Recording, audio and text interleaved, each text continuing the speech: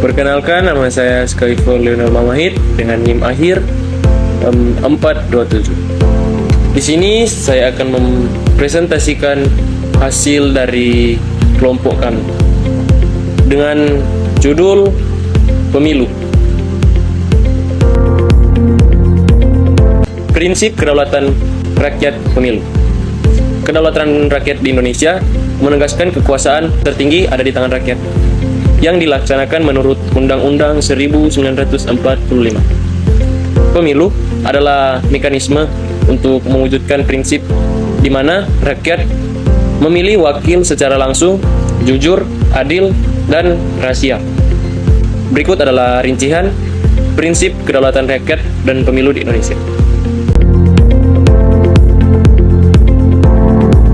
Jenis-jenis pemilu. Yang pertama adalah pemilu nasional. Pemilu presiden dan wakil presiden memilih pemimpin eksekutif tertinggi negara. Pemilu anggota legislatif memilih anggota Dewan Perwakilan Rakyat, Dewan Perwakilan Daerah atau DPD, serta DPRD provinsi dan kabupaten kota. Yang kedua adalah pemilihan kepala daerah. Pemilihan langsung gubernur dan wakil gubernur, pemilihan langsung bupati dan wakil bupati, pemilihan langsung wali kota dan wakil wali kota. Yang ketiga adalah pemilu serentak. Mulai dari 2019, pemilu legislatif dan presiden digabungkan dalam satu waktu yang dikenal sebagai pemilu 5 kotak. Kita masuk dalam sistem pemilu. Yang pertama adalah sistem proporsional terbuka. Digunakan untuk memilih anggota DPR dan DPRD, di mana pemilu mencoblos calon legislatif langsung dan pemenang ditentukan suara terbanyak. Yang kedua ada sistem distrik berwakil banyak, digunakan untuk memilih anggota DPD. Yang ketiga ada sistem mayoritas 2 putaran, digunakan untuk pilpres, di mana paslon harus melebihi dari 50% suara. Kita masuk dalam partai politik. Pengertian partai politik, secara umum partai politik adalah organisasi yang dibentuk oleh warga negara secara sukarela dengan tujuan memperjuangkan kepentingan politik dan mengambil bagian dalam pemilihan umum dan menempatkan kadarnya di jabatan politik. Bisa kita lihat tujuan partai politik, fungsi partai politik, dan contoh partai politik di Indonesia. Kita masuk dalam penyelenggaraan pemilu. Yang pertama ada Komisi Pemilihan Umum atau KPU, bertugas menyelenggarakan seluruh tahapan pemilu mulai dari perencanaan, pendaftaran, pemungutan suara, dengan penetapan hasil pemilu. Yang kedua ada Badan Pengawasan Pemilu atau Bawaslu, berfungsi untuk mengawasi jalannya pemilu agar berlangsung secara jujur, adil, dan menangani pelanggaran pemilu.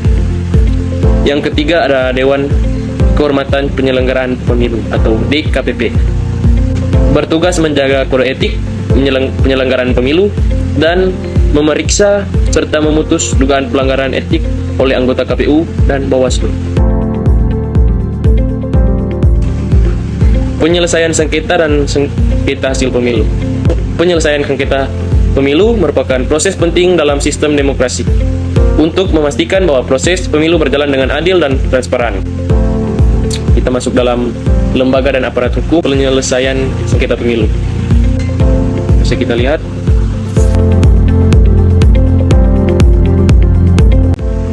Kita masuk dalam pengertian material, hukum material dan sengketa pemilu. Hukum material adalah aturan yang mengatur sistem dan substansi pemilu, yaitu hak, kewajiban, larangan, dan ketentuan yang harus dipatuhi oleh peserta pemilu maupun penyelenggaraan. Pengertian hukum material dalam sengketa pemilu. Hukum material adalah dalam sengketa pemilu adalah norma-norma substantif yang mengatur hak, kewajiban, serta larangan dalam penyelenggaraan pemilu. Ini mencakup batasan perilaku seperti larangan politik, politik uang, suap-menyuap. Kita masuk dalam pengertian hukum formil dalam sengketa pemilu. Yang pertama ada hukum formil. Adalah rangkaian prosedur, tata cara, dan aturan main yang mengatur bagaimana tahapan pemilu dilaksanakan, serta mekanisme penyelenggaraan sengketa, pelanggaran administrasi, dan tindak pidana pemilu. kita masuk dalam fungsi hukum formil sengketa pemilu. Menjamin kepastian hukum. Yang kedua, mekanisme penyelesaian. Yang ketiga, syarat mutlak. Kita masuk dalam komponen syarat formil. Yang pertama adalah tegangan waktu. Yang kedua adalah objek sengketa. Yang ketiga ada legal standing, pendudukan hukum. Yang keempat adalah syarat administrasi. Contoh sumber hukum formil. Undang-Undang Nomor 7 Tahun 2017 tentang Pemilihan Umum beserta perubahannya.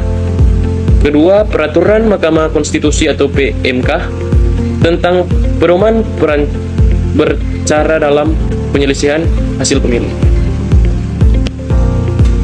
Sekian dari presentasi dari saya. Terima kasih.